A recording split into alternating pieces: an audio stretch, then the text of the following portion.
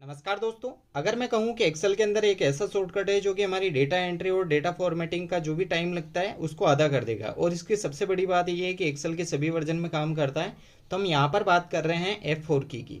F4 की mainly हमारा जो काम करेगी वो जो भी हमारा एक्शंस होगा उसको रिपीट करने का काम करती है। तो यहाँ पर उसके मल्टीपल यूजेस हम देखते हैं। यहाँ पर हम सबसे पहले फॉर्मेटिंग से रिलेटेड चीज़ें देखते हैं। अगर मुझे यहाँ पर मिस्टर गोलगप्पा इसको बोल्ड करना है, एग्जाम्पल मैंने यहाँ से इसको बोल्ड किया। अब मुझे यहाँ पर किसी भी नेम को बोल्ड करना है, सिंपल सा, जैसे मैंने लस्सी क्वीन को क्लिक किया और F4 की प्रेस करेंगे तो ये बोल्ड हो जाएगी। इसी तरीके से अगर मुझे यहाँ रसगुल्ला बॉय को भी बोल्ड करना है तो यहाँ पर मैंने बोल्ड कर दिया। अब मान लीजिए मुझे इसको यहाँ हाईलाइट करना है, एग्जाम्पल मैंने यहाँ से इसको हाईलाइट कर दिया और यहाँ से इसका कलर मैंने येलो कर दिया। अब मुझे मान लीजिए यहाँ पर इसको सेलेक्ट करना है, मैंने सेलेक्ट किया और F4 की प्रेस कर दो, सिंपल सा। तो यहाँ से हम चेक कर सकते हैं कि जितनी भी हमने हाईलाइट करना चाहे वो यहाँ पर हाईलाइट हो जाएगी।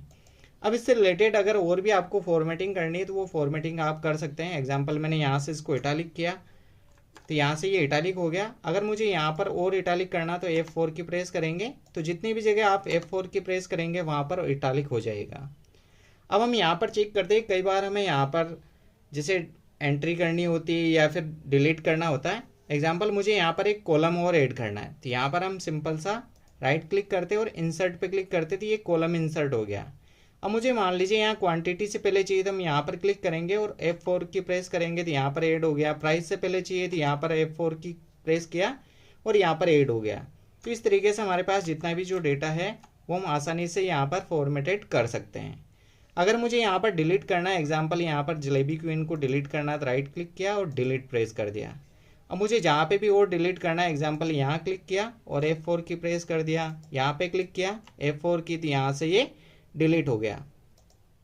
अब इनके अलावा अगर मुझे यहाँ पर चेक करना है, कोई यहाँ पर ये दो रो है, इसको मैं यहाँ से बॉर्डर कर दिया। अगर मुझे यहाँ पर इसको सिंपल सा क्या करना है, बॉर्डर लगाना है। अब मैंने बॉर्डर लगा दिया था, यहाँ F4 की प्रेस करेंगे यहाँ ऑटोमेटेड बॉर्डर हो जाएगा।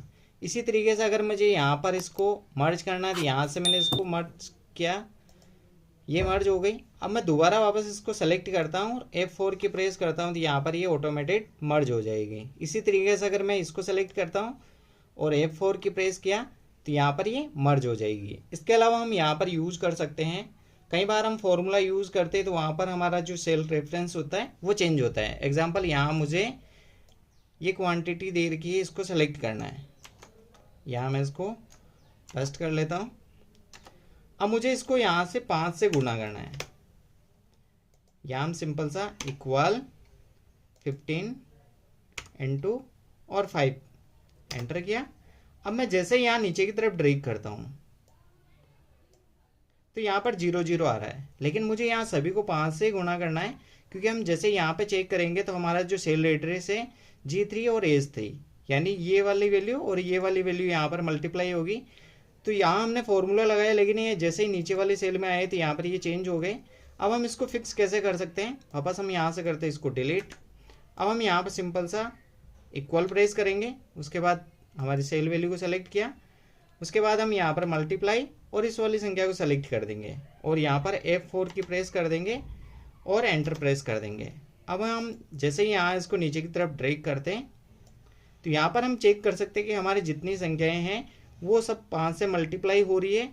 तो इस तरीके से हमारा जो सेल रेफरेंस में कोई भी फॉर्मूला लगाते हैं वहाँ गलती आती है, तो इस तरीके से हम F4 की का यूज़ कर सकते हैं। ये ट्रिक कैसी लगी कमेंट करके ज़रूर बताइएगा, और अच्छी लगी है तो अपने दोस्तों के साथ ज़रूर शेयर कीजिए।